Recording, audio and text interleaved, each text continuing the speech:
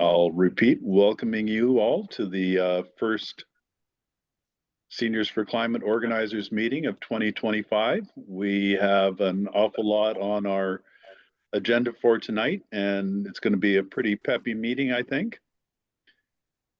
So to start off with, I'm going to ask Pat Wally if she will talk about the spring event plans. Hey, hi everybody and welcome. Now, for our spring event, we've decided that we will be going with Earth Day or Earth Day week. And Earth Day is the 22nd of April. The Saturday is the 26th. Some folks expressed interest in doing it right on Earth Day, and others wanted the weekend. So we're going to have people doing it all week long. So use that week as for your planning. Now, the theme for this year's Earth Day is Our Power, Our Planet. And I think we can use that in lots of different ways. I'm sure you all have wonderful ideas of how to do that. And we'll come up with more. Now, just a little bit of history about Earth Day for some of you who don't remember when it started. It was founded in 1970, so it's 55 years ago that Earth Day started, and it was groups that had been fighting individually that united around shared common values. Earth Day in the United States achieved a rare political alignment, enlisting support from Republicans and Democrats, rich and poor, urban dwellers and farmers, business and labor leaders. In 1970, it was a huge event. In the US alone, there was 20 million people took to the streets, or about 10% of the population at the time. By the end of 1970, the first Earth Day led to the creation of the United States Environmental Protection Agency and the passage of other first-of-the-kind environmental laws, including the National Environmental Education Act, the Occupational Safety and Health Act, and the Clean Air Act. 2 years later, Congress passed the Clean Water Act. Now, earthday.org continues to build upon the work and legacy of its founders, and they're continuing to work to meet our climate crisis and seize the enormous opportunity of a zero carbon future. Unfortunately, COVID forced Earth Day online, and it struggled to gain lost momentum, particularly seems to be in Canada. For 2025, Our Power, Our Planet is the theme, and aiming to triple global electrical generation from renewables by 2030.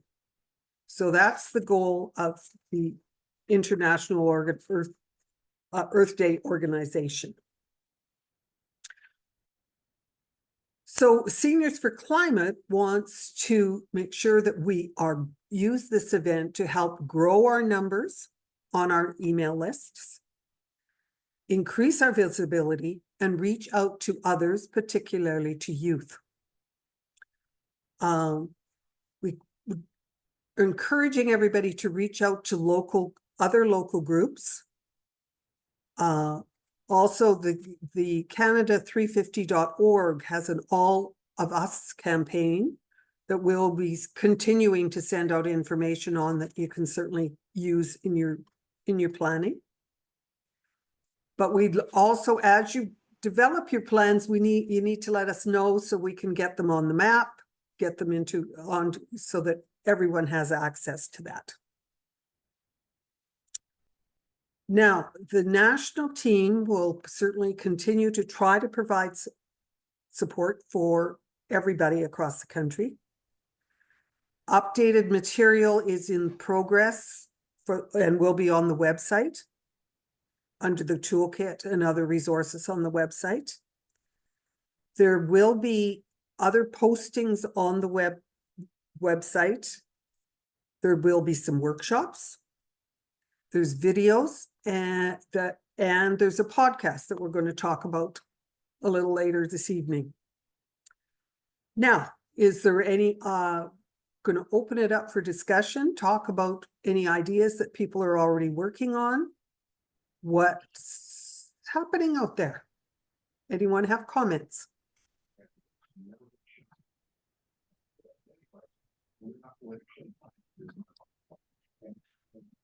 In Winnipeg, we've decided that we are going to do it on the 22nd and invite school groups to participate. And we're just getting started planning, but we're going to be planning with a number of other local environmental groups. Okay, Laurie.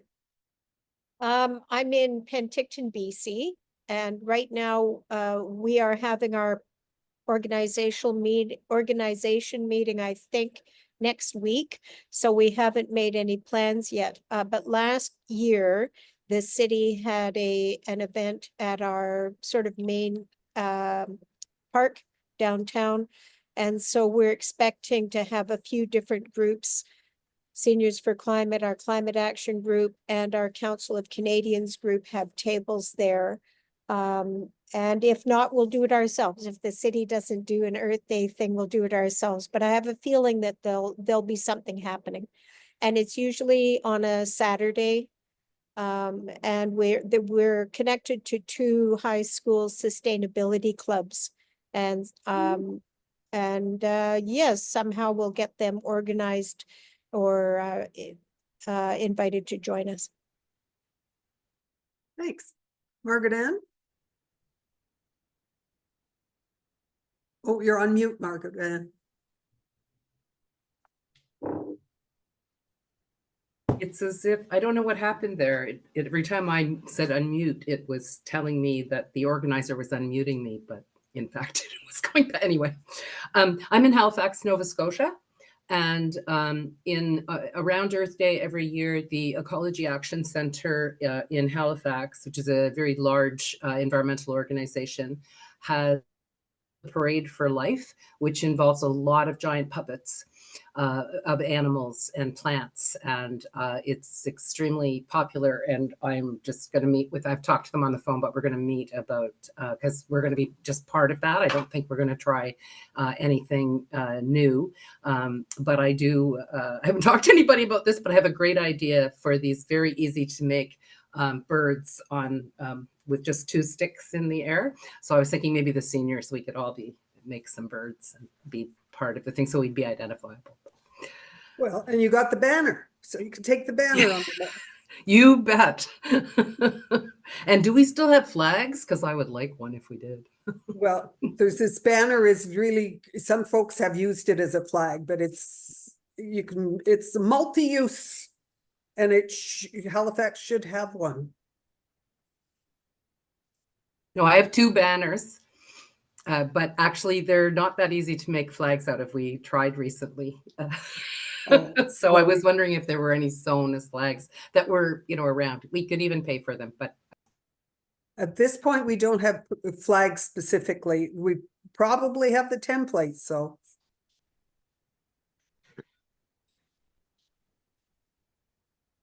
Okay, I'll turn it back to you, Dave.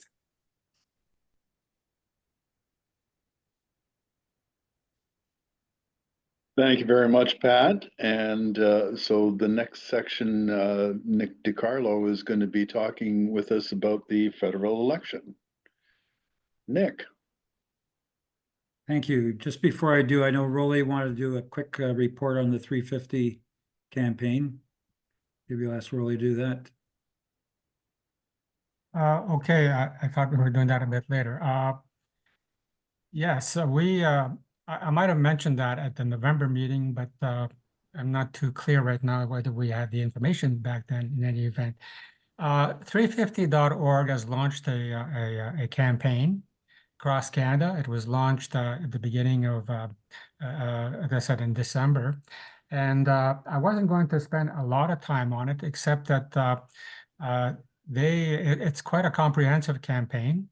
And it offers participants, groups which want to be active in the 2025 federal election, some materials and resources that would help them organize for things like attending candidates nights, questions to ask, how to communicate with candidates, and various activities, whether it's doing door-to-door, canvassing, and so on. It's the demands are actually quite actually, you know, what I will do, Nick, if I have like 2 or 3, 1 minute. I said I was not thinking that I would be doing that right now. Can I come back to that, Nick, while you set up the? You talk Yeah, about- sorry. Okay. For some reason, I thought you were doing it after Pat. Sorry about No. that. Okay, so the objectives around the federal election, we knew before, when we first planned the date around Earth Day, that there might be a federal election. It's possible that it would happen before that. It's possible it happen after. Now we know pretty certainly there will be a federal election going on exactly while we're having our Earth Day timed events.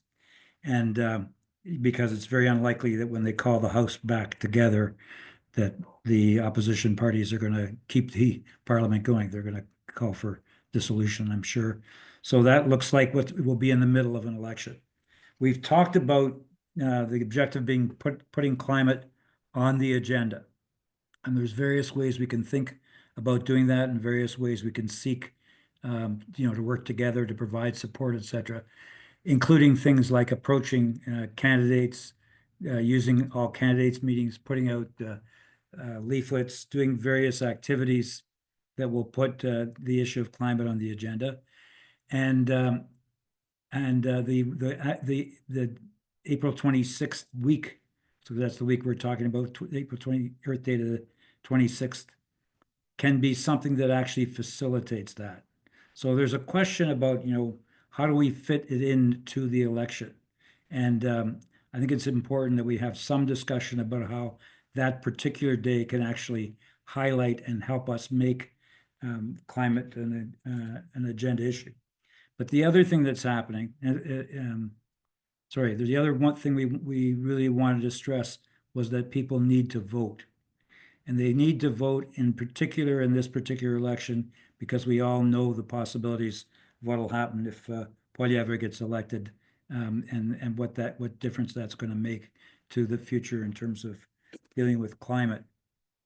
But the specifics have also changed around the Trump factor in terms of what is going on in the country, in the politics of the country.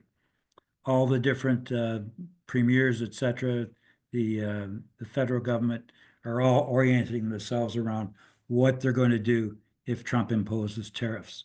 And there's a big question, I think, that's going to come up I'd be interested in feedback on this, in the election, is going to be, so what is Canada's future? How are we going to deal with our relation to the United States? And how does that relate to climate anyway? Trump is a climate denier. He's clearly wanting to expand oil and gas production. He's very clear about that. He's also pretty clear how he wants to assert U.S. dominance in Greenland, on the Panama Canal, and in Canada, among other places. So it's going to be inevitably, I imagine, that we're going to be talking about how climate is about our future and how we have to determine our own future, rather than let it be determined by the U.S. and by Donald Trump. And so I'm anticipating that, and I'd be interested in a discussion how people feel about that, how people feel about what the election issues are going to be, and how we put climate on the agenda. The other thing we've talked about is that if, in order to do this, we have to make the connection to other issues. We have to make the connection to the economic insecurity that people are feeling, the cost of living, the housing crisis of healthcare, food banks growing exponentially, poverty increasing, encampments taking place, and various moves made to eliminate those encampments. So we have to make that connection. And so the question posed today is, how do we make that connection? What are people's thoughts in the context of what's happening in terms of Trump and where in the politics of the country? And I'd like to open the floor for people's comments on that.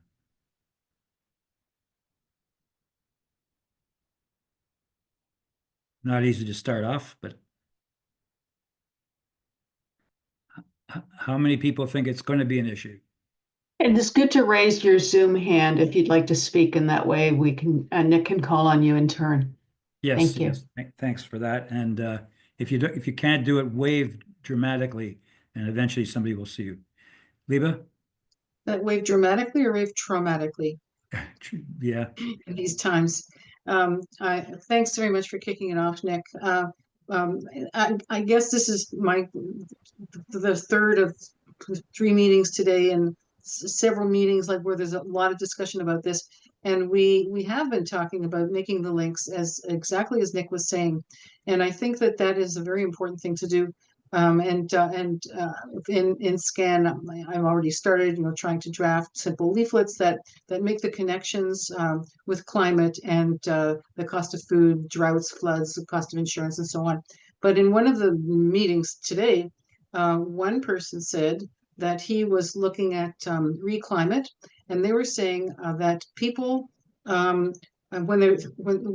they did a survey, they found that what people are concerned about is fairness.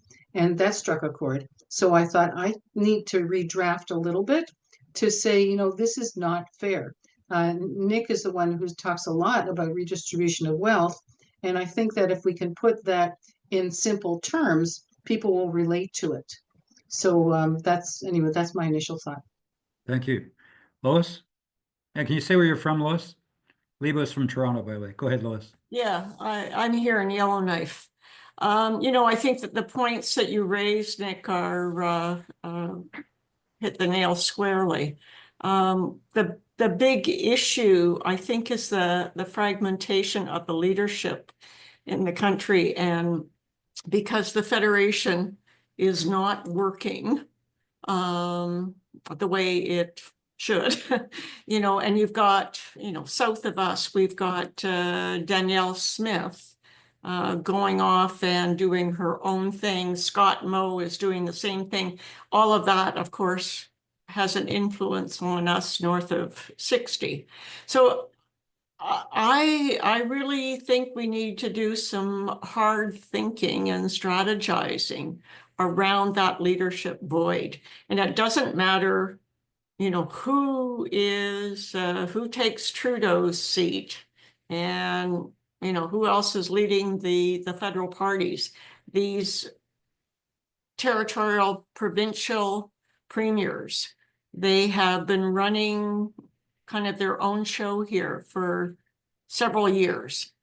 And it's going to be, the challenge is going to be to rein them in and bring them online. And as you know, we all know, Danielle Smith, Scott Moe, Doug Ford, they don't give two hoots about the climate. They don't care about greenhouse gas emissions. Like, this is not on their agenda. So this is going to take some hard discussion and hard strategizing. That's my point of view on it.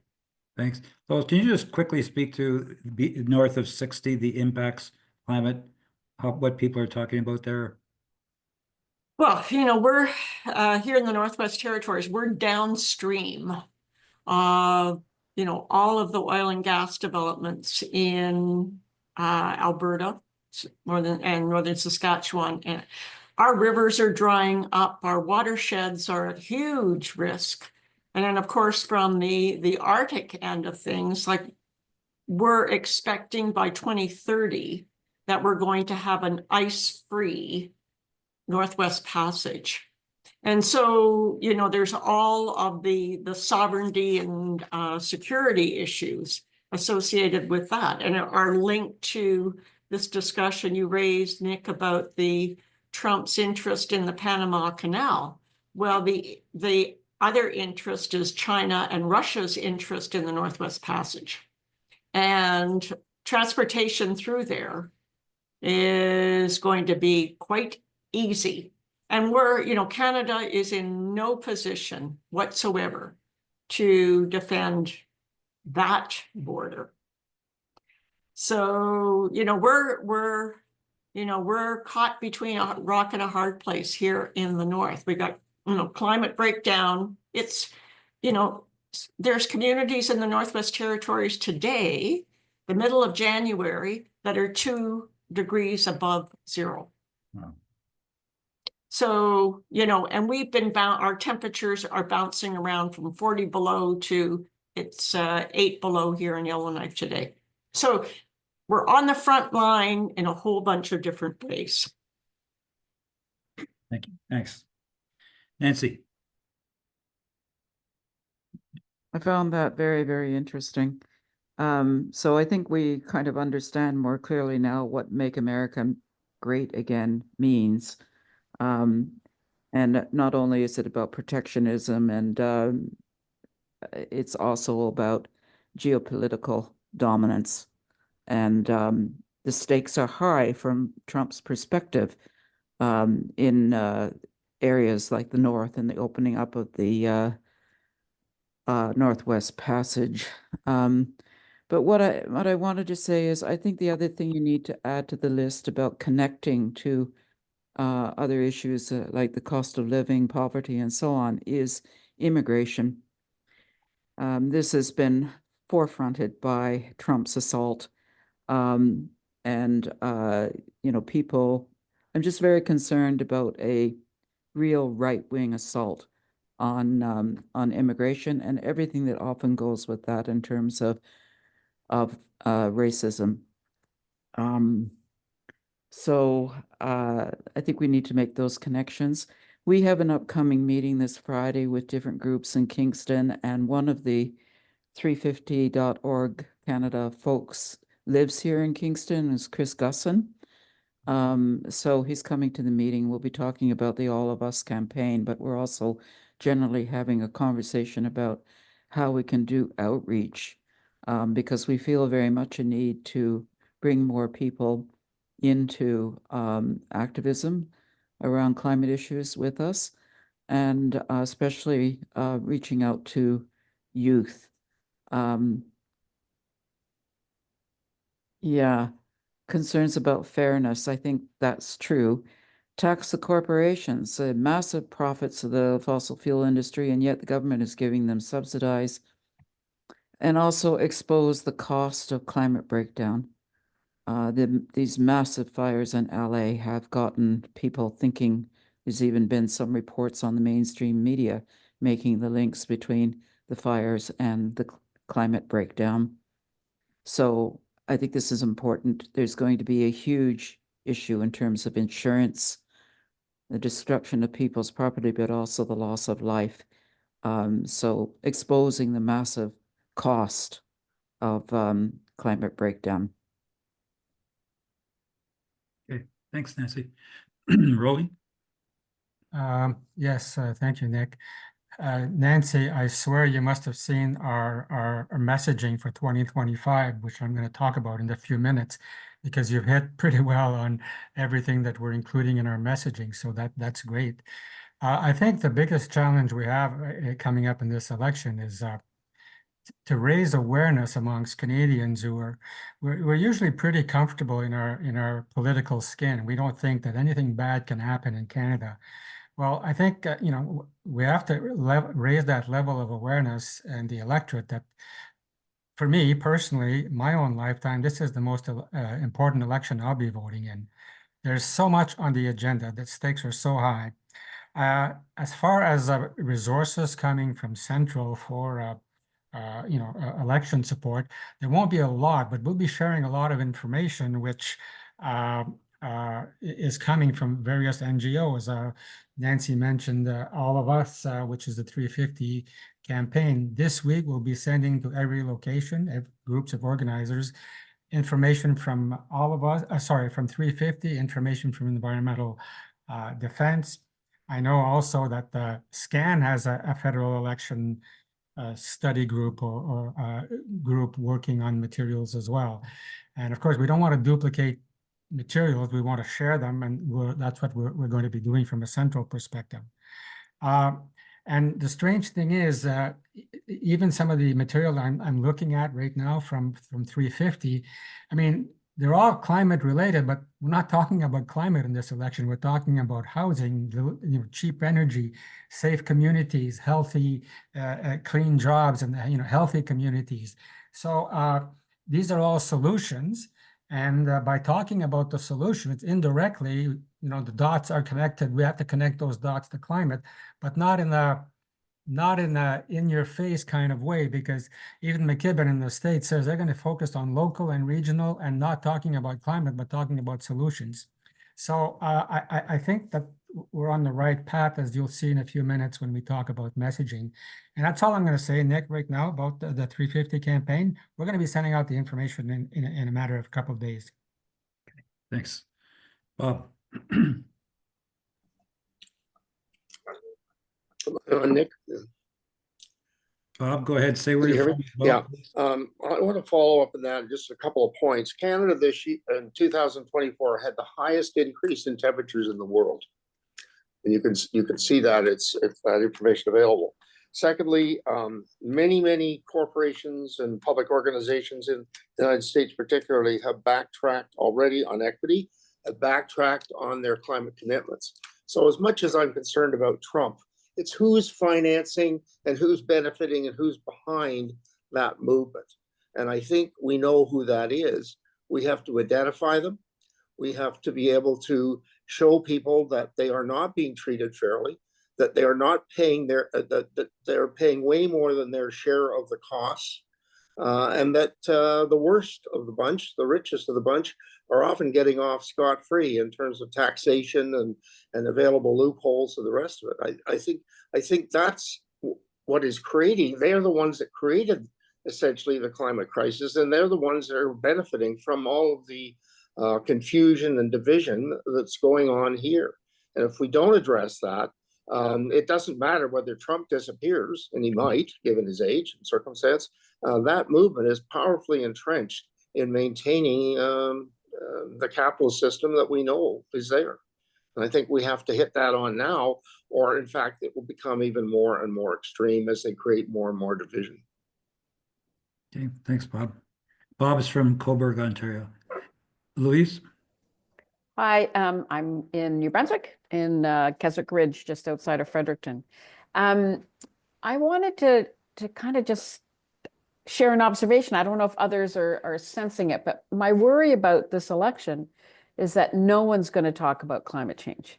Even the current government is not going to talk about climate change. One excuse will be, that it's down in the polls, but let's just remember that, over the course of just the last year, 18 months, concern about the environment's been as high as, can get quite high as opposed to where it is today, twice as high as where it is today. So there's always latent concern about it. My big fear is that with the shift to the right, which I believe is coming even for the current government under whoever's running, under the candidates running for leadership, that if it's not for us, I wonder who will raise the issue of climate change. So I just wanted to throw, something around the idea of break climate silence, right? Because we collude when we're silent about it, and everybody thinks we shouldn't talk about it.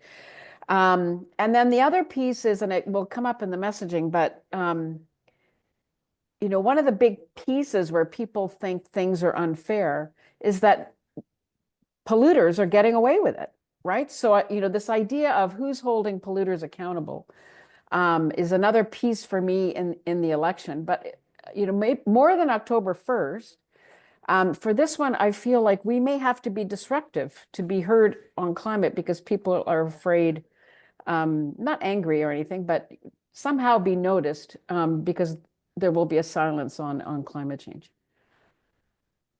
Thanks, Louise. Thanks very much. Go ahead, David. Hi, I'm from Toronto. So something Louise said that kind of twigged something in me. What I see happening seemingly so much is so many people are not talking about things, like particularly the politicians. And the ones that are obvious to me are there's huge lineups for food banks. There's a housing crisis with people living in tents in the middle of winter. There's just like the healthcare breakdown, the education breakdown, and nobody is screaming loud in the streets that this is wrong and we need to fix it and come up with something. And so I think that there's a tendency amongst politicians to avoid talking about uncomfortable subjects. And for sure, climate change is a very uncomfortable subject. That's it. Thank you. Bernane. Bernane, just say where you're from as well, please. You're on mute if you're speaking. Hi, sorry, Bernane Lloyd. I didn't mean to put my hand up. I meant to go thumbs up to Louise's comments. Okay, well, you just did. Thanks. Great. Suzanne? We've had some discussion because Ontario's looking at a provincial election as well as a federal election this year.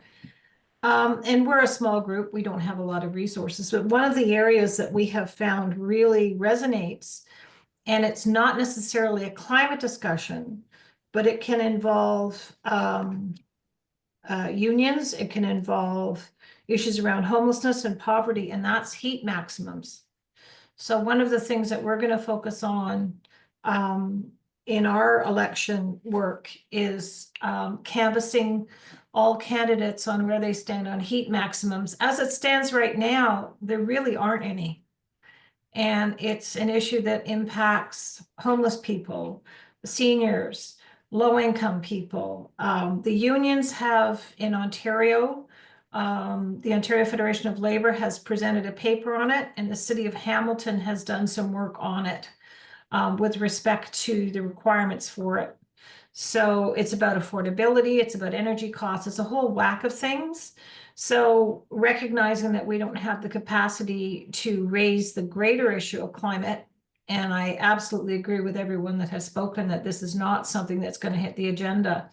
I think the social justice issue and health issue nationally of how climate temperatures are dramatically affecting people's health. You know, look at the heat dome in BC. I guess it's 3 years ago now, over 600 people died. So it's kind of an issue that can incorporate climate without really using the C word. And that's what we've had some discussion on it. And I think that's where we're going to focus. We've met with our MPP, Oshawa MPP, who's a NDP, and she's very much on side. And next week we meet with Brian Turnbull, who's a fairly well-seated Liberal MP, and I believe he's going to be running again on this issue because we think it's something that can capture our imaginations. I mean, God, California burning really isn't getting anybody's attention. So, but I share the previous concerns about Trump. I don't think we're taking him seriously enough. I think he's a madman. And it depends on whether or not if he orders the military to do what he says he's going to do, whether or not they'll stand down. I think if he pushes what he's planning to do, that I believe there's enough resistance already that there will be, if not a civil war, there'll be civil disobedience. That's my hope anyway. Suzanne, where are you speaking from? Oh, I'm sorry.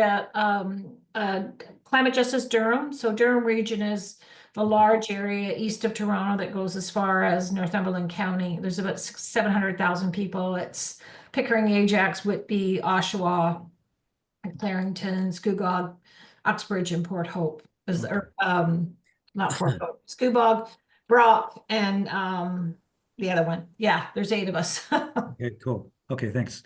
Rob? Hi, Rob Hill from Camrose, Alberta. I don't disagree with a lot of what's been said, but I wanted to get something in because I might have to slip away. I look forward to what Rolly might say. In terms of the election, I think it's really important. I'm hearing a lot of worries, but the population doesn't respond well to worries. They respond well to opportunities. Right now, the Conservative Party has a 58-page policy booklet that doesn't include the word climate change. It does say that they're opposed to any carbon tax or cap and trade system national, but nothing else. And I think we have to force them to confront this issue.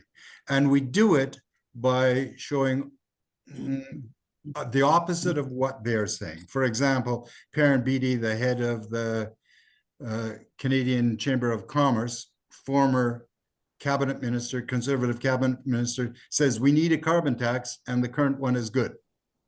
Make them deal with that. Health Canada says that air pollution, largely from fossil fuel burning, costs us $120 billion a year in healthcare costs. All you have to do is reduce the use of fossil fuels and we save a ton of money. Make the Conservative Party respond to that. And as I say, I look forward to what Rolly might say, but I think what we need to do is provide information for all of us to take to candidates, to take to local newspapers, to try and get something going in our community that talks about the positive side, the opportunities that will come from dealing with the effects of climate change. And thanks, that's all I have to say. Thanks, Rob. Just before I go to Ann, it seems we're seeing sort of two things that are in contradiction with each other. One is to de-emphasize in some way the climate, not to deal with it head on. The other is to be upfront and be really strong on it. So as people talk, let's talk that through a bit more. Ann? A couple of things. First of all, I'm in Renfrew County, what we call Kitchissippi, Ottawa Valley. I like the idea of the climate silence. I was involved in the anti-fracking stuff down east, and there was a moment when we were not allowed to address issues in the court regarding an injunction, and it worked really well to go and stand outside the court with duct tape over our mouths. And it can be, it's the sort of thing that kind of might get the attention. If we all across the country, we're going to all candidates meetings and we try to bring up climate issues and we don't get a chance to get heard on them, then if we were to be photographed, for example, if the media were present, if we were just standing outside, with signs about climate and duct tape over our mouths, I think it might catch people's imagination. It's certainly an issue here that talking about climate is silenced. We have a climate denier for our MP, and our MPP is a good old boy who never talks about anything serious and certainly hasn't talked about climate. I understand how tough it can be. On the idea of having all these social issues and economic issues that are plaguing Canadians, I'm really reluctant to see us start talking about those things. I would rather talk about the integration between these things and climate issues and keep it very narrowly focused that way. So for example, well, I'm not even going to give examples because we're all smart enough to know what I mean there. But integrate the social or economic issue into the facts about climate or the situation with the climate. I'm not too sure. I want to go back just one theme because I was busy getting supper ready. And that's on the energy theme for Earth Day, which we know could well intersect now with an election. I'm just wondering to what extent the nuclear industry is going to find ways to exploit that energy theme and how we're going to stand up to it. I don't know what positions people have right across all of our senior organizations, but there's just no science, no engineering facts that support nuclear energy as a climate savior. So, and then finally, certainly being in the Council of Canadians, for quite a while, there's a partisan issue. And our activists in our chapters tend to default to their political parties when we get to an election, especially one that's going to be as important as this one. So how are we going to deal with that as a network? I know a lot of people that are involved in climate are Green Party supporters. And I know that a lot of people, you know, perhaps on this call are NDP supporters. And then the last thing that I want to say is I don't think Mark Carney is going to ignore climate. I think he'll go down with it if he has to. He's been talking about climate since 2014. He was the first international economic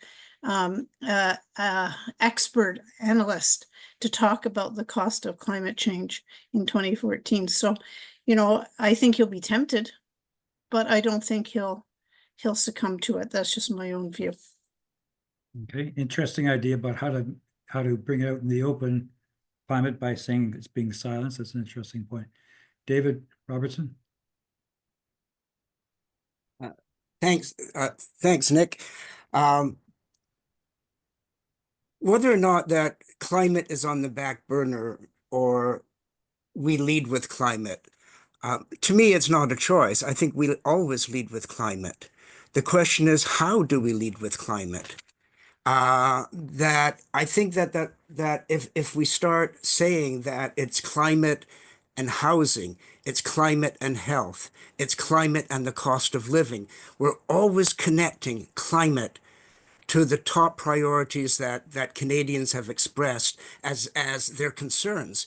And I think that the challenge for us as climate activists is to, in fairly straight, clear, and simple ways, to draw the connections for people. And that's what I think that Seniors for Climate, hopefully that's what we'll be doing in April. We won't be saying that climate is on the back burner and we're going to talk about housing, we're going to talk about health. We're going to talk about climate and housing. We're going to talk about climate and food prices, climate and energy poverty, climate and the need for houses that are resilient to climate catastrophes. We're going to be talking all the time about climate and I think that's the way that we keep it front and center, and I think that's the way that we break this notion of climate silence. So I hope that's what we're going to do. Nick, you also said that part of our message is about encouraging people to vote. That's going to be critical in this election. I think it was critical in the US election, and look what happened. That I think if there were more people that turned out to vote, you know, there was 120,000 votes in 3 states, 120,000 votes across 3 states that could have tipped the election in the United States. So we're facing that same kind of dynamic in Canada. In our last federal election, we had what, 62%, 63% turnout? That is pretty bad.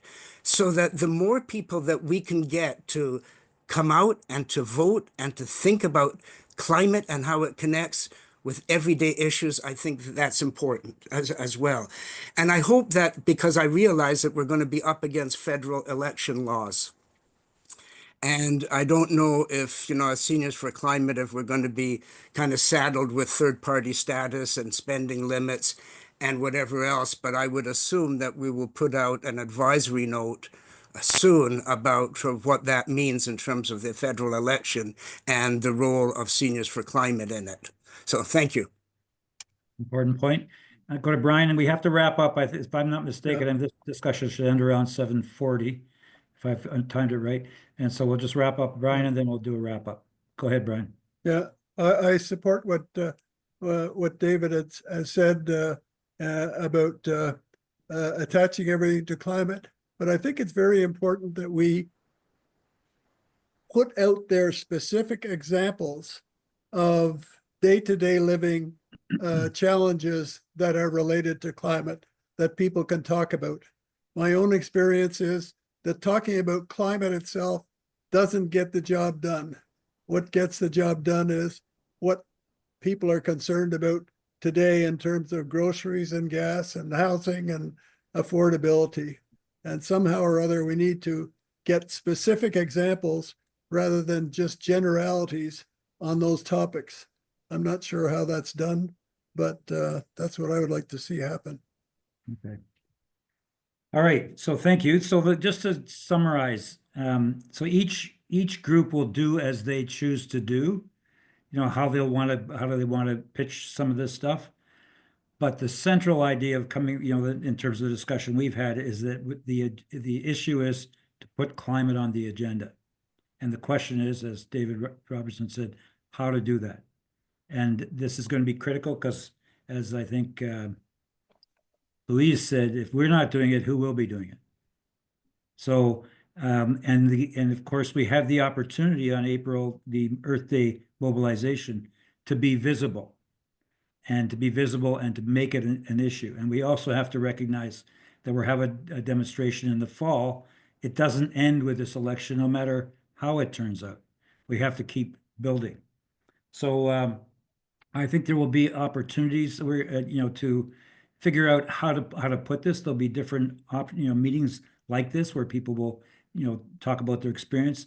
The key thing is to be as visible as possible on the Earth Day activities that we do, to highlight climate and to find a way to make it relevant. To Brian's point, how to make the connection. So we'll be discussing later webinar that we're organizing that will address that. So there'll be a webinar in February that will address that. But I think it's going to be pretty clear it's going to be a different kind of election than we've had for a while. And none of the political leaders of the country are saying this, we have to stand up for climate against Trump. Nobody's saying that. Somebody has to say it. It has to be us. And of course, there'll be other environmentalists that will join with us, I'm sure. So we'll leave it at that, and we'll pass it back to David. Thank you very much, Nick, and thank you all for such a lively discussion. I'm sure that we could go on for quite a bit longer, but we do have an agenda to get through, and Rolly's going to be talking about messaging next. So Rolly, if you would like to take the floor.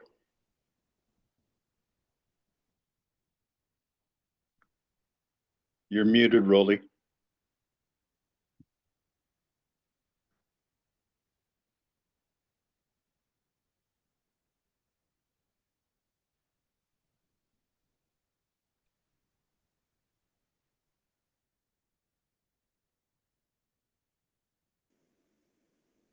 Rolly, do you want us to unmute you?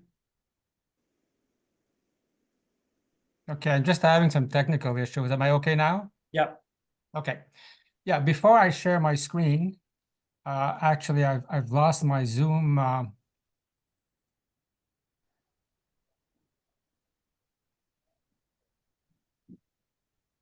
Okay.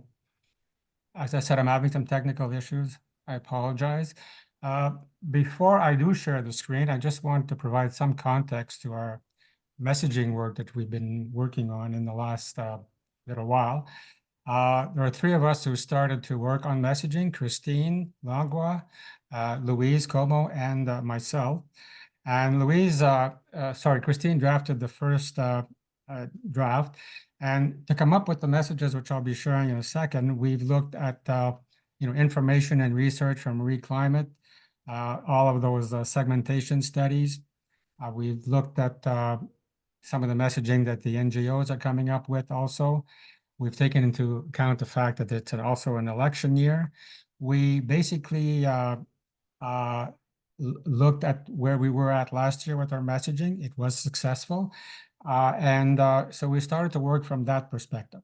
So let me share the screen and we can talk about where we're at right now. Okay, so you should be, I hope this is large enough. You should be seeing a screen with three images. Like in 2024, we have sort of an umbrella statement for our 2025 messaging. And I'm just going to read it. We're seniors demanding our governments build a better Canada, free from the devastation caused by burning fossil fuels. And then we have three pillars to that overriding umbrella message. One is the problem, promising solutions, and bold action. And this is how it's going to show up on the website. So that's just an illustration of how it will appear on the website. The text underneath it right now is last year's text, but this is the text we're proposing for this year. First, again, this year, we feel that it's very important to identify the problem. Fossil fuel pollution pushes up temperatures and hurts everything we love. Unnatural heat waves cause wildfires that destroy homes and whole towns, fill summer skies with smoke, and send vulnerable Canadians to hospital with heat stroke and asthma. Extreme rains flood out communities. Ordinary Canadians pay an unfair price for goods and services, including insurance, while corporate polluters make billions and our politicians look the other way. And here are some of the key words in the problem. You'll notice we didn't talk about fossil fuel emissions, greenhouse gases. We use the everyday language that the average or the ordinary Canadian can understand and can relate to. We introduced the issue of fairness here, unfair price. We introduced the issue of insurance because that's becoming a crisis as well. A lot of recent articles showing up on social media and major media outlets. And the fact that we're talking about polluters, we're not trying to vilify the fossil fuel industry. So it's the kind of everyday language that identifies the problem, because a large percentage of folks out there still have not connected the dots between all of these problems here that we're seeing, these unnatural disasters, and that being caused by burning fossil fuels. So we feel that's still a very important part of our messaging for 2025. And the other pillar, next pillar, is solutions. This is what we wrote up for solutions. We demand affordable and healthy solutions for all Canadians. We demand our governments tax and regulate the fossil fuel industry to end the pollution and invest corporate tax dollars in cheaper and reliable electricity and renewable energy projects, expanded mass transit, and energy-efficient housing. Canadian families deserve to benefit from the good jobs and cleaner communities that will transition to a fossil fuel-free future. And again, some of the key wording here is energy efficient. We talk about mass transit, corporate tax dollars, regulating we're not talking about phasing out or ending fossil fuels. We're talking more about regulating the fuel industry. And again, cleaner jobs, cleaner communities. So this whole aspect of how healthcare is rising in the order of priority of Canadians. And I think it was Louise who pointed out at our meeting last week that healthcare is rising. Affordability is still, or the cost of living is still number one. But the important thing in short messages like this is to try to capture all of these ideas. And the challenge is to have a fairly succinct message and something that is usable in the work that we'll be doing. And of course, the third pillar is bold action. And here, bold action, join the millions with your vote. Very important to vote in this election. We'll have to really, really stress that. Staying at home is not an option. So join millions with your vote, your spending power, and your voice to demand that our governments hold big polluters accountable so that future generations inherit a better Canada. Accountability, holding big polluters accountable, and the idea that we as individuals are willing to do our fair share, but where are the corporations? Where are the large corporate dollars going? And why are politicians also not making sure that these corporations are accountable? So this is the messaging. And as I said, the last year's presentation for messages, I think, had about 140 words. This year, we've got about 165, 170 words, maybe. So again, the challenge is to try to have a powerful message. But what I would like to do personally is sort of do a bit of a paper on each one of those pillars. And I think some of the ideas that have been laid out or talked about so far tonight could be very useful to develop those backup papers. So I'll stop there for now, David, if there are any questions or comments, so we can take it from there. I can stop sharing or just leave it up, depending on the nature of the question.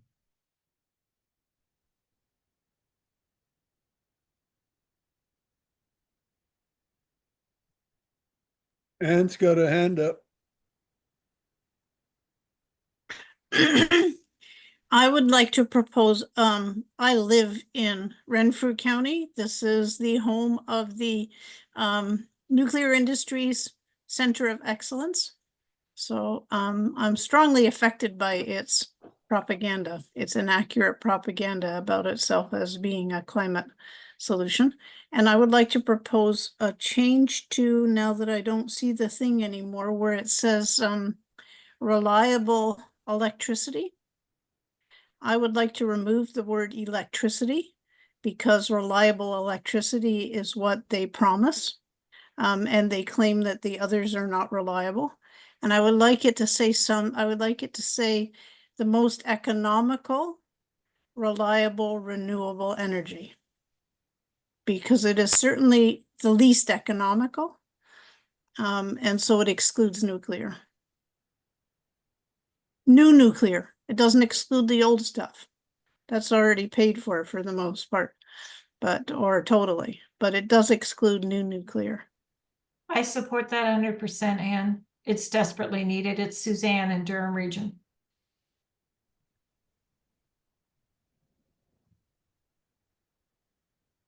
Go ahead, Luba.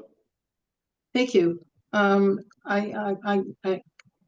course, we're not going to be doing wordsmithing here to any great extent, but I want to know to what extent these wordings are written in stone, because I have a number of comments about the wording, about the messaging, and I'm not sure whether or not you're open to having some conversation about that outside of this meeting. Is that question directed to me, David, or? I believe so, Rolly, yeah. Right. Certainly, what I can say is that this messaging has been commented on, or we've had feedback from the steering committee as well, and the coordinating committee. But I mean, if there's any room for improvement, or without making it even much longer. I made a note of the previous comment that was made regarding nuclear, the most economical, reliable, energy efficient. So I can share. Did you want to make some comments today, or did you want to share this offline? You were saying, Reba. Well, I can make one comment. You want me to share the screen again? No, I'll just make one comment, and that's about the use of the word pollution. What we've been doing up until now is talking about burning fossil fuels, which is a very clear image. Burning fossil fuels causes the planet to heat up, and switching back to the old word pollution, I don't think does the trick. And so, I mean, aside from that, like that's my first like major quibble. I have a number of other suggestions, but yes, for the rest, if you would entertain meeting with me online about the wording, I would be very pleased. Well, that would have to include Christine, who did some of the writing. I'd like to maybe invite Louise to comment about the use of the term polluter and pollution. I think that came up in some of the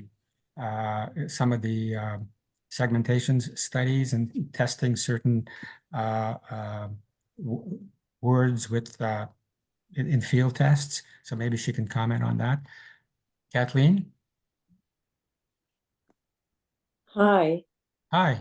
I'm Kathleen O'Hara. I'm in Ottawa right now, Kingston usually. First of all, I remember attending one of these meetings, and you didn't want to use the word climate crisis. You wanted to use the word climate change. Now you don't want to use anything. And I find that a step back, because we've got to say that what's happening in LA and elsewhere is a crisis. It's not just a matter of pollution. Anyway, the other thing that bothers me is if you say vote, it's a bit vague. Vote for who? I think in certain ridings, for example, provincially, I've always thought that Belleville was a real conservative stronghold. Well, it turned out in the last by-election, most people voted for the other three parties, but the Conservatives won. So I think we have to be a little more strategic. And I belong to Cooperate for Canada, and we think that in 60 ridings across the country, we should be saying vote for one unity candidate, because otherwise you're splitting the vote. And what's the point of people splitting the vote and losing to the Conservatives? Thanks. I appreciate your comment.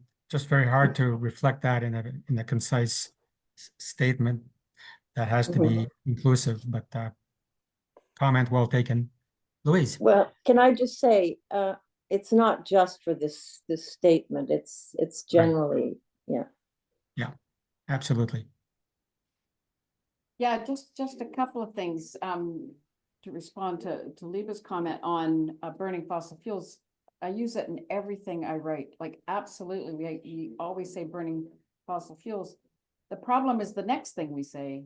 We jump to emissions, or we say greenhouse gas emissions, and most of the time it just becomes emissions. We don't even say greenhouse gases half the time. So we were just testing these terms in a survey, and yes, greenhouse gas emissions or emissions, it's just emissions alone, is more familiar, but it's more familiar to university-educated, high-income people. It's not as the term pollution is more accessible in a common sense kind of understanding to high school, college, apprentice, more working class, middle income folks. And so one of the reasons for not dropping burning fossil fuels, but to use the term pollution, is that it gets to a more common understanding for people who are not as immersed in the topic. So that's why it's there. People can choose to use whatever language they want. Obviously, climate change is a crisis, so I wouldn't be opposed to that being in the language at all. But I do think some of the reasons things are here, like the need to hold polluters accountable, is kind of evidence-based if you accept focus groups and survey research as evidence-based, right?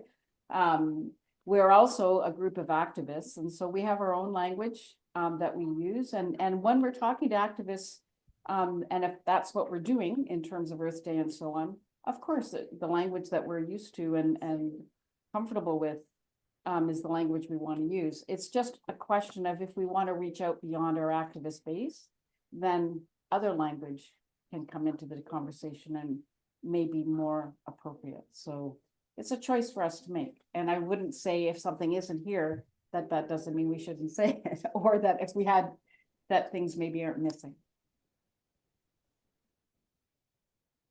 I think the next one I saw was David Robertson, but I've lost you, David. Thank you, Louise. David, are you there? Yes, and thank you. I'll be very brief. I think that when we talk about pollution, again, it's that I think we need to talk about the burning of fossil fuels. We need to talk about what emissions are doing. But I think when it comes to identifying culprits and solutions, I think that's when we talk about make the polluter pay, because make the polluter pay resonates with people.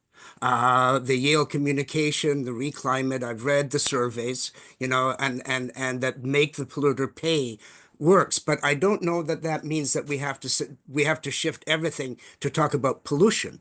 And so I think that we have to balance this. But I do agree that the phrase make the polluter pay is one that should be central to our messaging.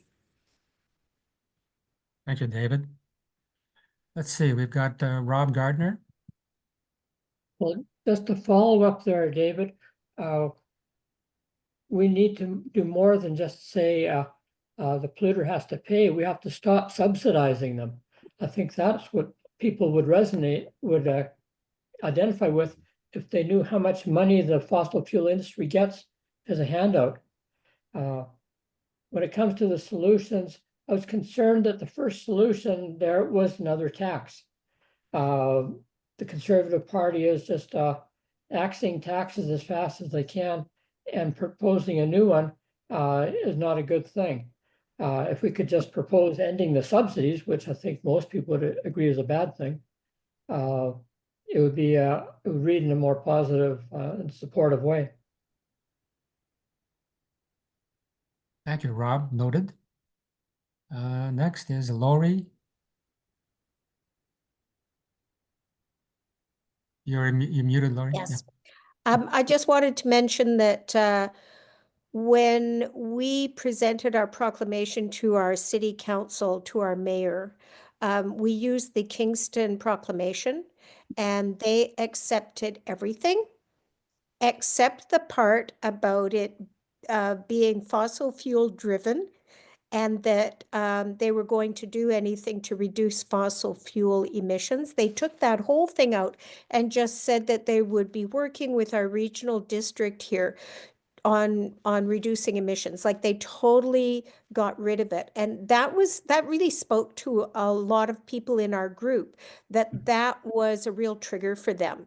And so for us, we have to figure out how to have that conversation without making people react, because that's what we often will get is, so just go live in a cave. I'm sure you don't drive, you have no heat in your house, and it can become quite a volatile discussion. And this is not about what's on the web pages, just a comment about that discussion and how difficult it is to even though we know that it's true, how difficult it is to have that conversation. Thanks. Thank you for your comments, Lori. Next is Tylene. Hi, Rolly. First Hi. thing I want to say is thank you to you and everybody that's put in all the work to draft this. Much appreciated. I just wondered, maybe I missed it at the end, but did you have anything in there about following Indigenous leadership? Was that anything part of the message?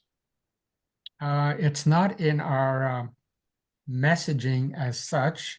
And we didn't last year have it in our messaging, but we did have it. I think we had it somewhere on the website, on the web page, but it's not in the short messaging that we have now. But again, as someone pointed out before, this doesn't capture everything, of course, and I think, working with Indigenous communities is going to be even more important in 2025. Mm-hmm. That's awesome. And then I was just wondering too about the images that were used, which are excellent. You also have to limit how many images, but I was wondering if any of the images would be about affordability or any of the, just a suggestion. And again, there's so much that's good, just the suggestions for change. A lot of it is outstanding though, so well done. And thank you. Thank you. And that's why we're recording this, so we can go back and listen to everything. At least I will. Let's see. Thank you. Rolly, I'd like to move on with the agenda, so if you can just take Lucien's comment. Okay. Thank you, David. It'll be back to you after Lucien. Okay, thank you. Apologies for the logo. I can't unstuck it. I'll solve it for the next time. But I just wanted to say I welcome the text that was discussed as a real kind of positive process into the political discourse. And I just want to highlight two things. One, it seems to me that the equality principles are not highlighted. I don't even know if the word equality is in the text. In any case, it should be, because that seems to be the strong link to the entire social dimension of climate change. So that's my first comment. The other comment is, you've got targets for corporations. I think you've got kind of other groups, but no target, like no appeal to landowners, for example. Like when you think of climate change, it happens on specific land, on specific locations, owned by specific groups. and landowners are your specific targets, both positive on the negative side. And maybe if you could introduce the word landowners in your text, that might just be enough. That's it, by way of comment right now. But Thank thanks you. for the work on this. Welcome. Lucia, thank you. David, back to you. Thank you very much, Rolly, and thank you for everyone for contributing. Words are just so important, and getting the right words is doubly important. So thank you for all your contributions there. The next item on our agenda, I'm sure Nancy is tired of it being called the Nancy Nichols film documentary, but she's going to give us a title tonight. And so, Nancy, I think if you're ready to get the clip rolling, just let me know, and I will get it rolling.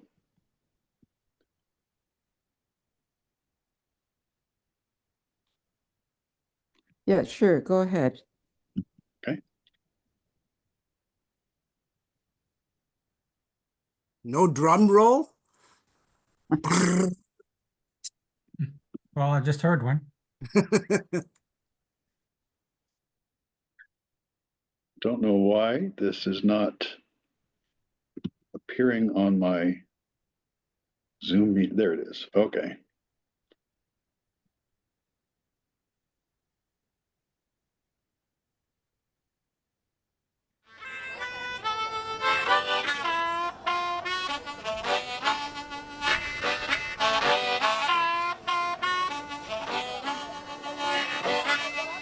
Seniors raising their voices, climate action blues. Seniors raising their voices, climate action blues. Borrowed time disappearing, gotta pay them dues.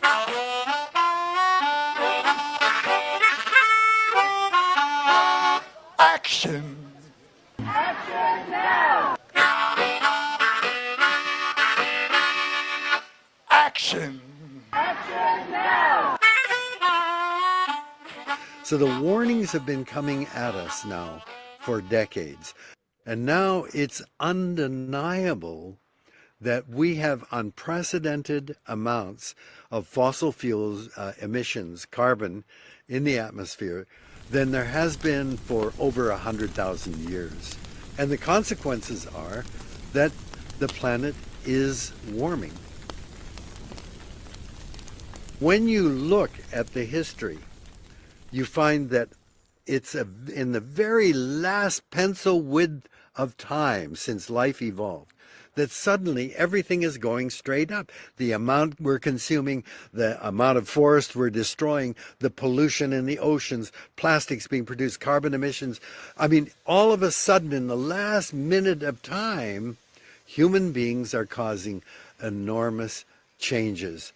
And it's having a catastrophic consequences that are now no longer deniable. We had such a big drought. The bush was tinderboxed. Creeks dried up, springs dried up. And these fires started from lightning strikes. And it was in the middle of the day. I was driving to McBride, and I was in the middle of that storm, and it was the freakiest experience. There was lightning. There were, I don't know, probably over 100 lightning strikes in a 20-minute period.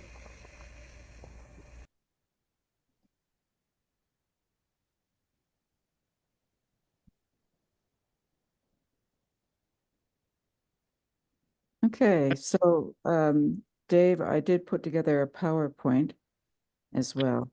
Yeah, and I'll share that. Okay. So what you've just watched is the first 2.5 minutes of the opening of the film, and there is the film is, I sent, do you want to put the PowerPoint up, or I sent around a 60-minute rough cut to 12 people across the country who were involved with the October 1st organizing and or were involved with video. And I've gotten their feedback, which was very positive and also helpful. So now I'm working on a final cut, and I'm working on the sound. I've sent it out for to a friend who has some very good audio filters, which I don't have. And I'm also doing some additional work on getting images and so on cleared. So broadly speaking, there's representation right across the country. What you just saw in the clip was an interview with Nancy in Dunster. In the material that I received, there was material from Dunster, but they lost all their video because of a hard drive crash. And one of the people's that I heard the audio interview for spoke about losing her home in Jasper in the fires there. So I asked Nancy and Ursula if they would do a pickup interview with me for the film. So that's what you see with Nancy. And later in the film, it goes to Jasper. Ursula takes us to the site of what she calls her ash pit, the site of her burnt out home in Jasper. It's a very moving part of the film. So basically, I'm expecting to complete this by February 7th is my target, and I think it's doable, unless I have to do some tracking down of clearances for additional photography. And I will also be making promotional materials, including some 1 to 3 minute excerpts. So this is a co-production with Seniors of Climate, and I'm the producer director. It is a nonprofit documentary, and our intention is to make it available for free as far and wide as we can. So can you go to the next slide? I'm hoping that it will be a boost for organizers and groups to see ourselves reflected and to see the efforts of last year reflected in the film. But it isn't a home movie. It's intended to be a resource for mobilizing advocacy and education for Seniors of Climate organizers to use to reach out to others. It's intended for a general audience, including people who don't know anything about the climate crisis. I shared it with 2 friends over the Christmas break in a longer version, and they have had nothing to do with climate organizing, and they were glued to it. And they said at the end that they had no idea of any of this. So I think it's not a tool just for ourselves, it's for outreach, which I think is everything we've been talking about in terms of the need to grow a movement and to bring more people in and to raise awareness about the crisis that we're in. So next slide. Timing, getting it out and getting it screened. I think we have a really important window of opportunity to get this film out. The title is Later is Too Late. On cable stations across Canada, they're always looking for programming. This will be free programming, and they like to have material that is local, and there's tons of local material in the film from all over the country. So I think we have a real window of opportunity here between early February and the elections, when the elections are called. I think the LA fires have put the climate crisis back on the agenda, and the fires in Jasper last summer are still in the public mind. So I think we should act on it as soon as possible. Could you go to the next slide?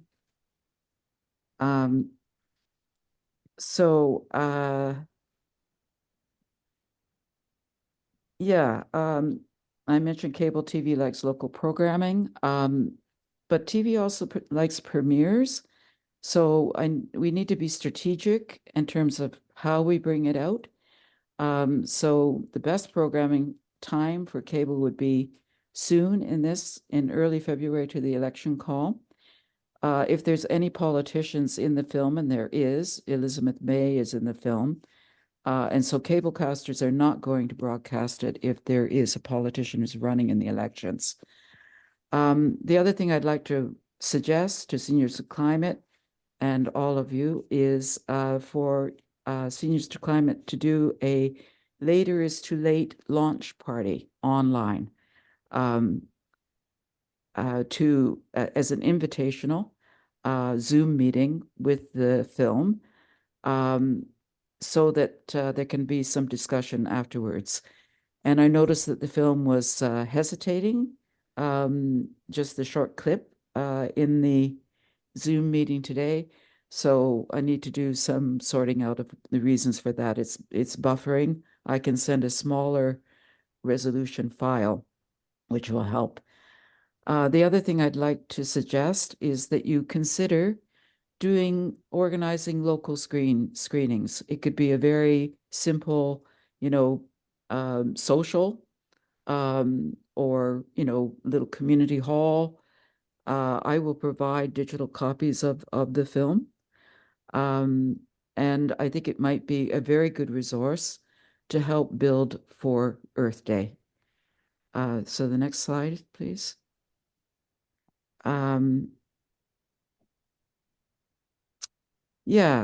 depending on what interest there is for potential programming on cable, I think we should also make this film a resource for everyone. Share it as wide as possible, Seniors to Climate listserv, but also share it with other climate and environmental groups.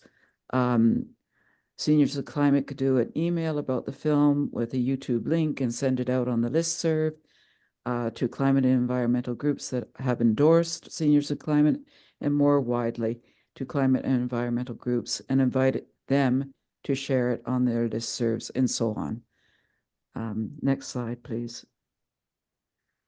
So I will be creating some promotional material, and I'll be working with Eric. Thank you, Eric, from Seniors to Climate, to put together promotional materials, poster, images, film synopsis, credit list, and bio, all that sort of thing, as well as some trailers.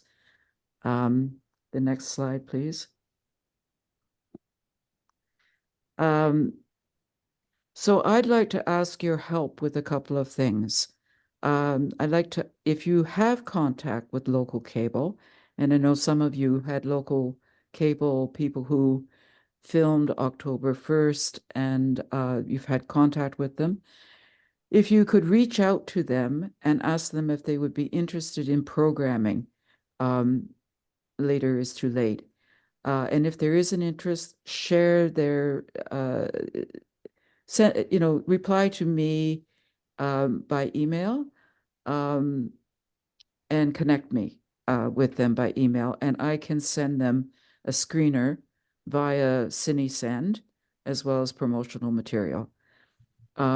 If you're aware of any festivals or climate or environmental local film festivals, let me know.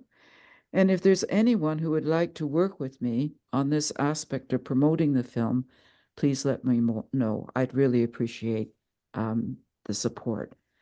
Next slide, please. So the other request I have is I need more images. I have used images from the Observer, the Narwhal, the CBC, Canada Press, but it's very costly to clear professional photographers' work. I've already racked up a personal debt in terms of doing this. So I'm trying to economize.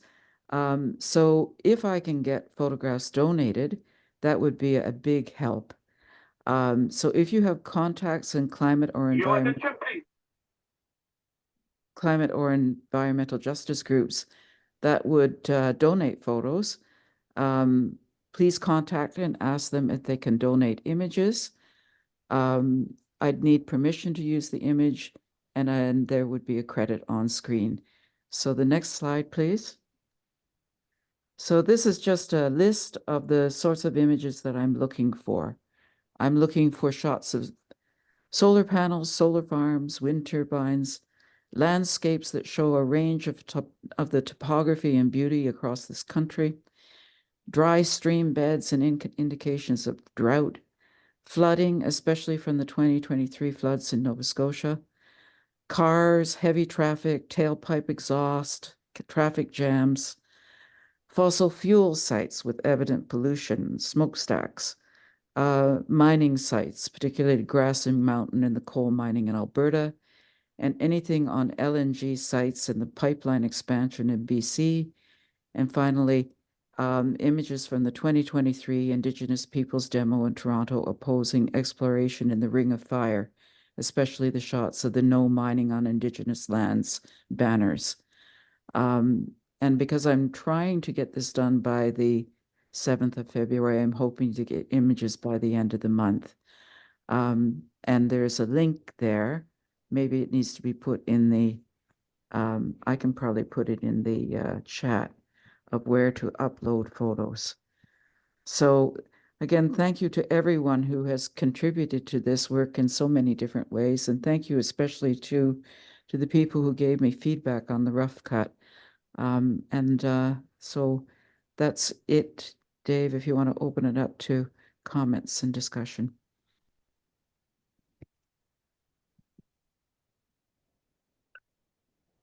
Okay, so unfortunately, we're beginning to be pressed for time. So I'm going to ask if anyone does have any suggestions on how they would like to see the film used. Please raise your hand. So there's the approach that is taken by feature films now, which is to open it in a theater and then release it to Netflix over time. We could talk about doing something like making it available to smaller communities to use actually on Earth Day and have that as their event. That's an idea. So if you do have any thoughts on how you would like to see the film used,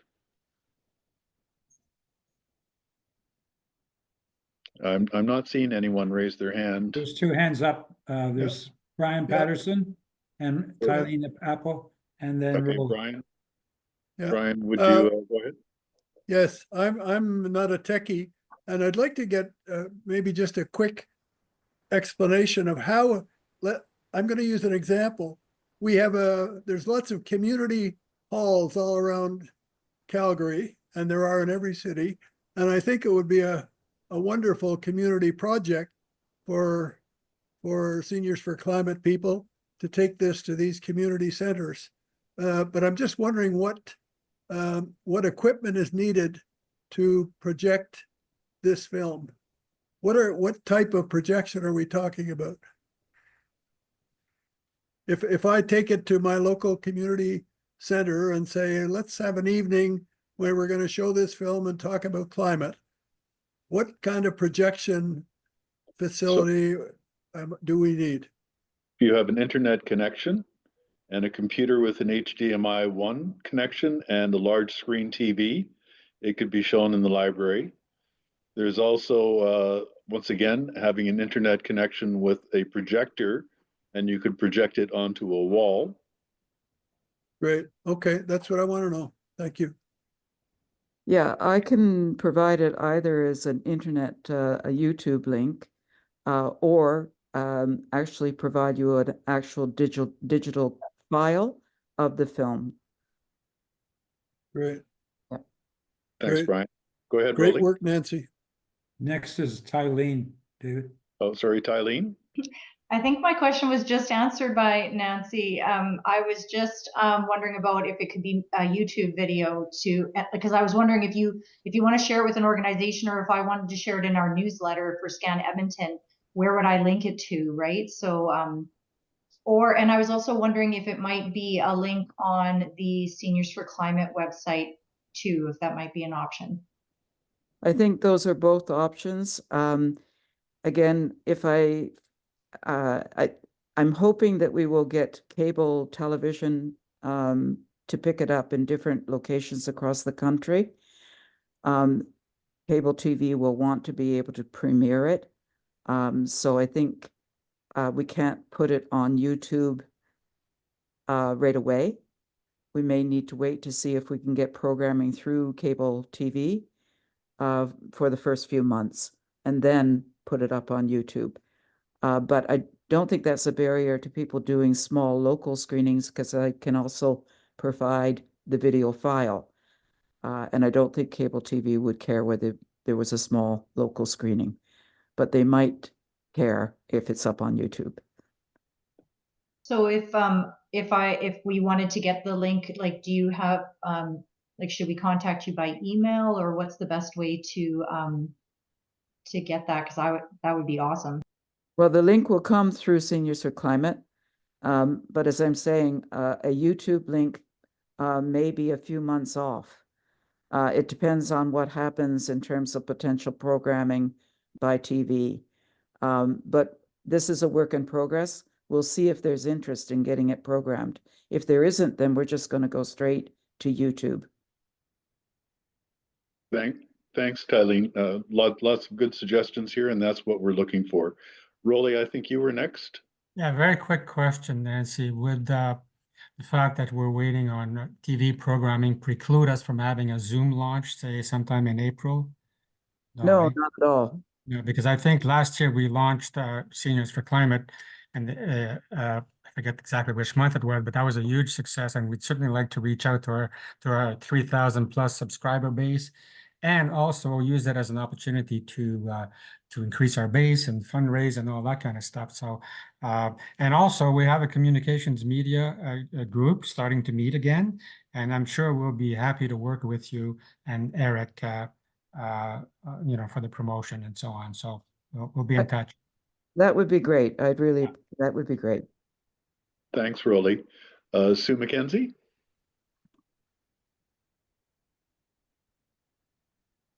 We're not hearing you, Sue.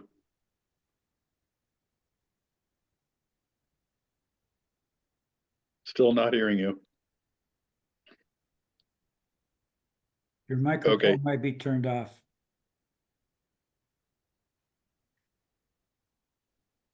Nick, how about you go ahead and ask your question while And Sue's Sue, picking up? perhaps you could put your question in the chat. It seems like your microphone's not working because you are unmuted. Yeah, I think it's working now. Oh, yay. Yes. Okay. All right. Found it. 160 faith leaders in Ontario have just come out to Premier Ford against 413 and the bike lane issues, all our issues here, and they're all really around climate. I'm just wondering if your film, if it could be reaching out to faith communities across the country. Churches are a fabulous place to, they all have halls and they have parishioners, and perhaps that might be a place where the film could be also promoted.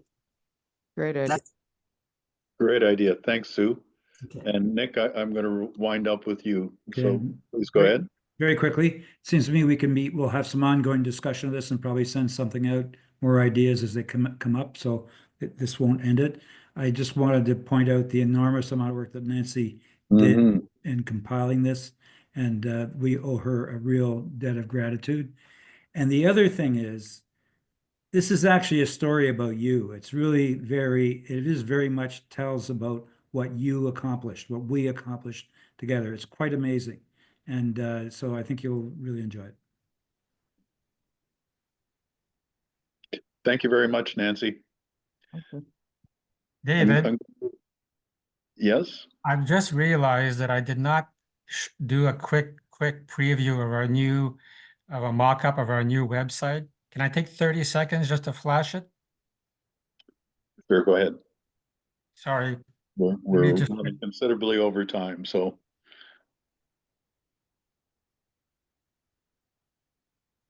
Okay, folks, like I said, I've got 30 seconds. This is going to be the look of our website going forward.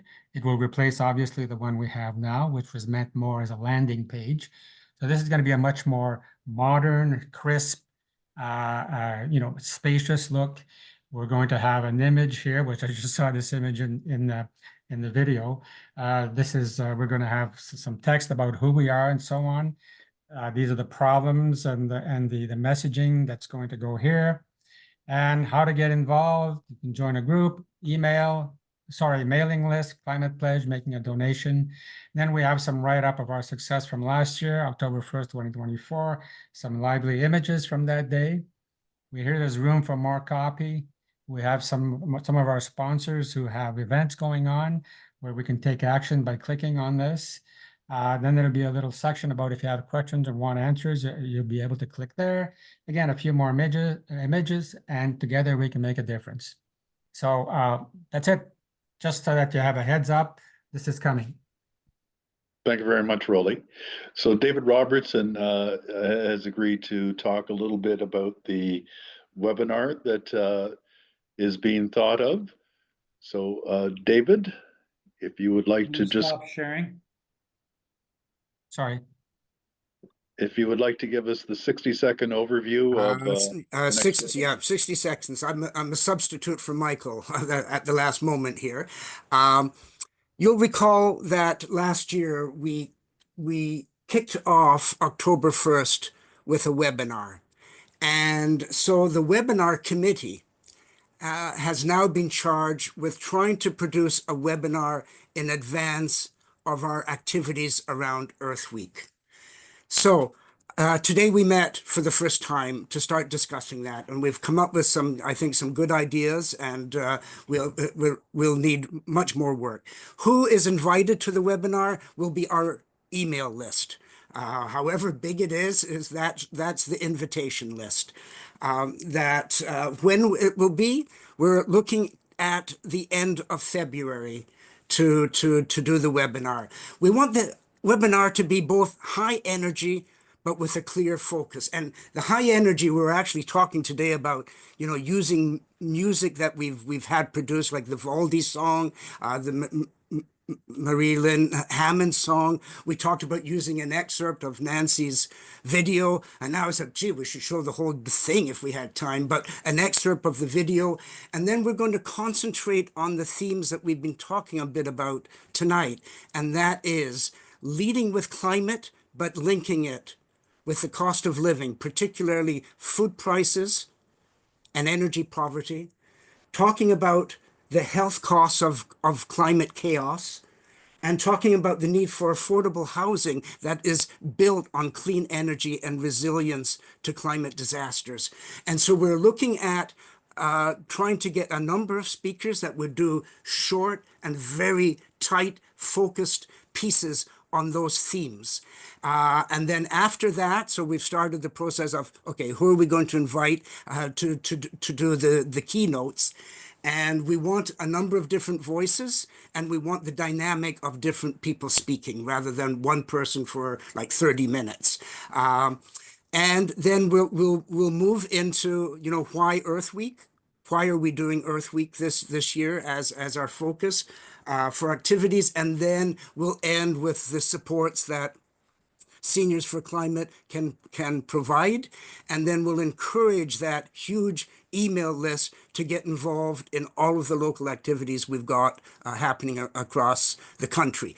As I said, just a first meeting today. We're meeting again in 2 weeks to flesh it out more, and there's some homework assignments between now and then for us to do. That's it.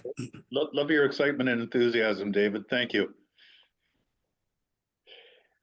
Okay, so no chance for questions on that. We are going to move on to the next section, which is workshops. And just to give you a little bit of background there. So this has come up a number of times in the past that people have said things like, how do I use Google Sheets? How do I work with various types of Google documents? and things that have come up in the surveys that we've done and things that people have mentioned in the chats at the various organizing meetings. So we've kind of run a comb through all of that and come up with a list that you saw that was sent out as part of the agenda. And what we're going to be doing tonight is getting you to rank your top 3 workshops that you would like to see. So Caroline has prepared a poll, and we're going to ask you in just 30 seconds or so to go through the 10 or so, I think there's about 10 or so items on the list for types of workshops that you would like to see. So Caroline, if you have the poll available, could you put it up for us? I will do, and just to say there are about a dozen items, and we're asking you to select 3 of them that you would most prefer to see. And so there's not a ranking of those 3, just select 3. Everybody gets 3 votes. The system might let you vote 4 times, please don't. And because we couldn't get this to be as sophisticated as we'd like. So I'm going to launch it. And can everyone see the poll now? David, could you confirm? I can see it, yes. Good, okay, great. So go through the list, there are about a dozen. You'll be able to scroll down. I think the last one is M. The last one on the list is Ideas to Build Community. And Caroline, do you have a sense of how many people have completed the poll? Yeah, right now 2 people have participated. So we'll there's a long list to go through, and then you got to go back up and things like that. We should give a couple of minutes. Can I just ask, this is about what I would prefer to attend, not what I think we should offer. I know that seems like it doesn't make sense, but for instance, I don't need a lot of this training, social media. I don't need it. So, but I think lots of people do. So I'm trying to, is it what I would attend? Yeah, so the workshops that we've offered in the past have been offered to organizers. And so, yes, this would be for you or other people that you may be working with who have said, I wish I knew how to use the Google Drive better, or I wish I had more knowledge of social media or anything like that. And once you select them, you have to click submit. Good tip, thank you. We've had 30 of 52 participating. I think if you click one thing, that calls you a participant. So I'm gonna make sure I give you plenty of warning before I shut it down. Is traditional media training, is that like we could have used a lot of help with getting media coverage? Is that what that would include? Yes. Thank you.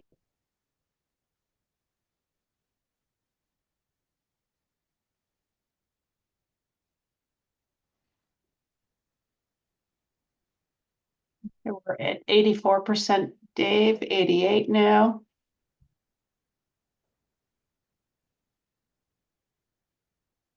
How about 30 more seconds? I'll just get those last selections in.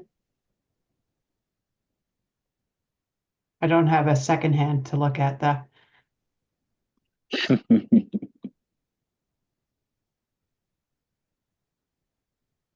Okay, I haven't seen anything move much, so I will end the poll and that should display the results.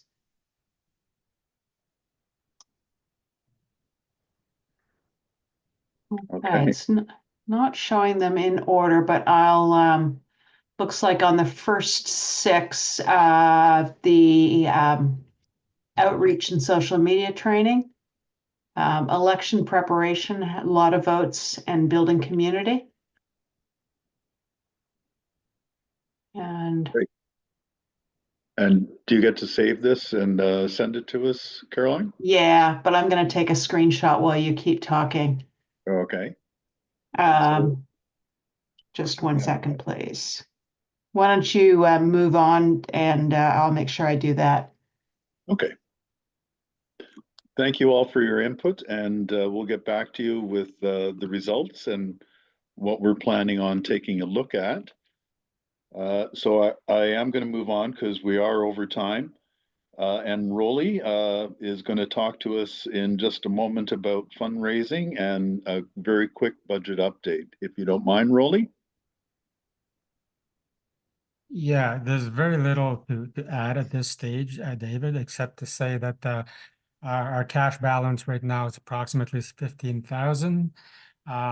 We have just filed a letter of intention with the Trotsia Foundation, which is a foundation that will be, if we're successful at this stage, the letter of intention, then we'll be submitting a full proposal. So that will happen. We're asking for a yearly amount or a 2025 amount of 75,000. Again, we don't know how that will turn out. We also have our own small change fund crowdfunding, as you probably saw on the website under the donate button. We have a target of 50,000. We've reached close to 20,000, so there's a lot more work to do there. So it's a multi different levels of funding. That's how we're approaching it. Foundations and crowdfunding, and of course we have some donations which come in by e-transfer as well. So again, the budget is 75,000. We have about 15,000 cash on hand right now, and that's probably all I can report on for the time being, Dave. Okay, thank you very much, Rolly. So the next item and the last item of the regular meeting is talking about volunteers. We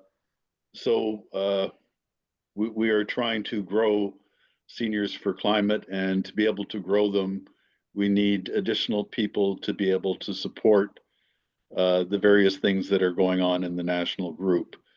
So we were very fortunate last year to be able to automate some of the sign up for our email list.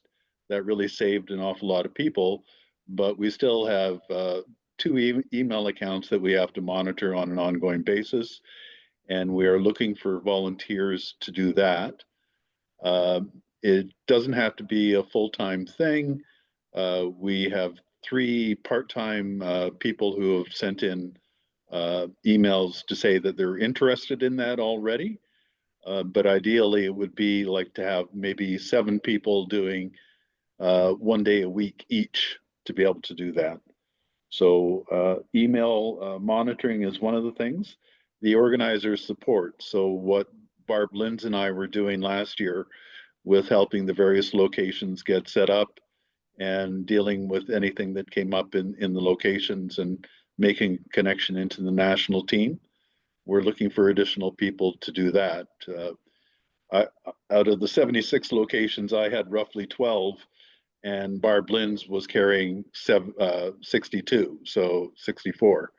So it's a bit unequal, and we're very happy to say that Margaret Ann McHugh has stepped in to take over Atlantic Canada, but we're still looking for an additional 3 people there. And then the last group is the outreach group, and we're looking for 4 people in the outreach group.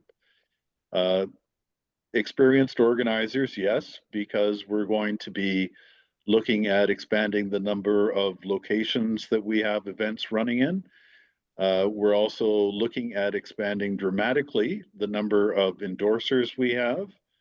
And there's also what we call the influencers, or other people call famous people, that the people that we have signed up already as influencers, we need to maintain a relationship with them, but we also need to recruit more glitter star attractions for people to come in, because the general populace really does listen to famous people.